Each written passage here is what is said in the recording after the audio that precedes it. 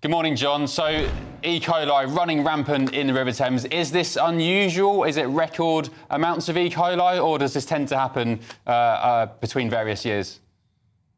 No, it's not usual at all. It's quite unique this year at the levels at which it is running. And the reason for this is obviously record levels of sewage being dumped into our river by Thames water. And of course, the problem affects other rivers and seas across the country, where other water companies are dumping sewage into the river as well. I was thinking this morning about whether or not this should continue to be called the boat race. Perhaps they should change the name to the floor is lava, where if you step into the water, you might contract some kidney disease and sepsis. And this is the cost of water privatization after 30 years. So, John Bosco, you've been complaining and campaigning about this for a long while now. Why has nothing been done? Every year the situation has got worse. The government do nothing, Ofwat do nothing. What's going on? Well, I think there is an ideological obsession at the top of government with privatization. Voters, the people listening to this call right now, including a big majority of Conservative voters, 7 out of 10 voters support taking our water fully into public ownership. And the reason for that is quite rational and straightforward. We are literally the only country in Europe that runs water in public hands. We're also the only country in the United Kingdom that runs water in private hands. Scotland is publicly owned. In Wales, water is owned by a company that is owned by the government there.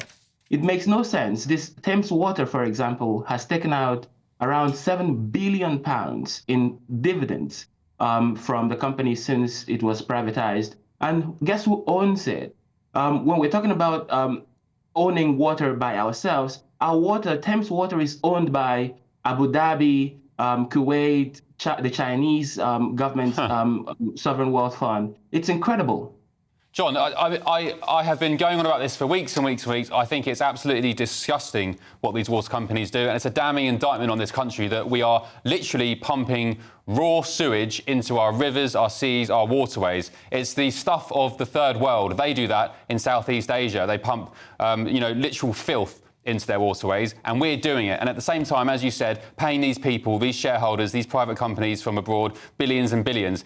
Do any other Western countries, say in Europe, for example, do this?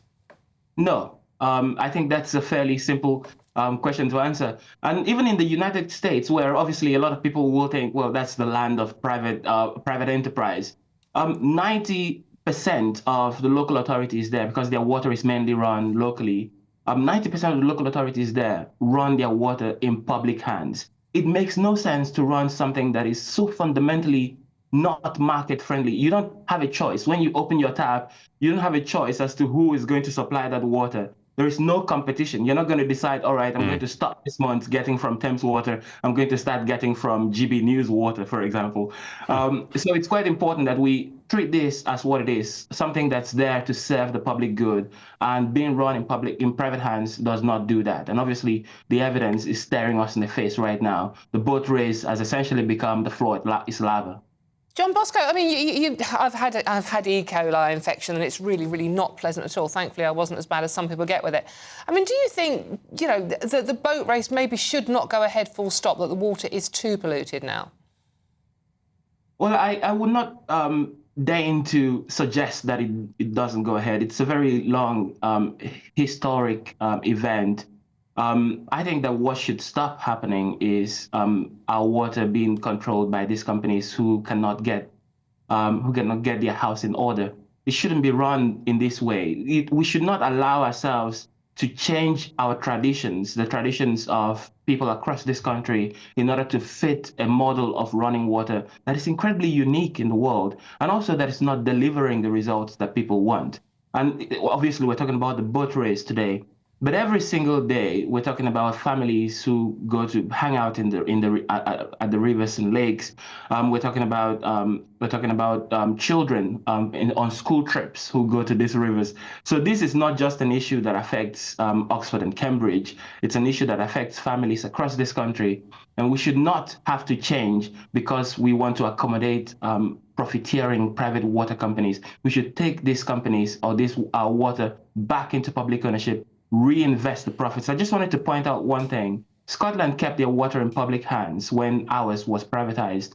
Over the period of the last 30 years or so when it's been privatized, they've managed to invest about £70 more per year per household in Scotland than we have invested here in England. Their water is not perfect, but they've invested more because they have invested profits.